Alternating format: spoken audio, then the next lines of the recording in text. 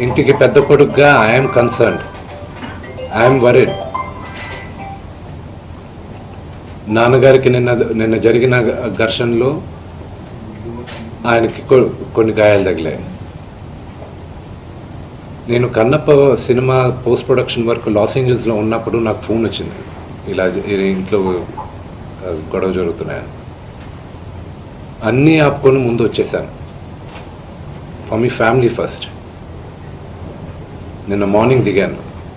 But I'm not able to understand అది ఇంత నేను లేని ఒక 4 రోజుల్లో how did this escalate so much అని.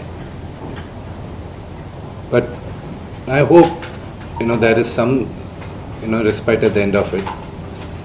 But I also request the media, మీ అందరిని కూడా నేను నా విన్నపం ఏంటంటే, మీకు ఫ్యామిలీస్ ఉన్నాయి, మీకు ఫాదర్స్ ఉన్నారు, everybody's got their own families. I request you to have a little bit of restraint. That's my only request. And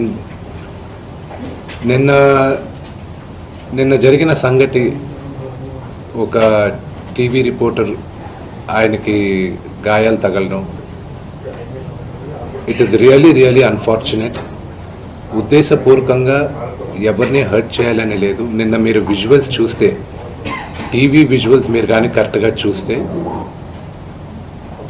gate పగలగొట్టుకొని తోసుకొని gate ఎరగొట్టి లోపలికి వచ్చేటప్పటికి ఒక తండ్రిగా ఆయన రియాక్ట్ అయిన విధం చాలా తక్కువని నా భావన. కానీ ఆయన ముందుకొచ్చి, మీరు విజువల్స్ కరెక్ట్గా చూసుకున్నారంటే, ఆయన మీడియా వాళ్ళకి నమస్కరిస్తూ ముందుకొచ్చారు.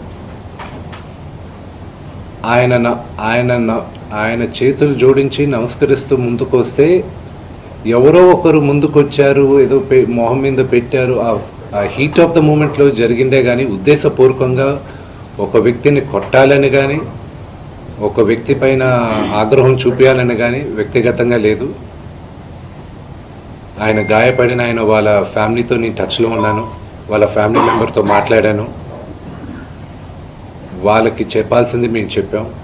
We are in touch with them and it is a really unfortunate incident. I wish this did not happen. ఇది జరుగుండకూడదు. It's really unfortunate. It happen.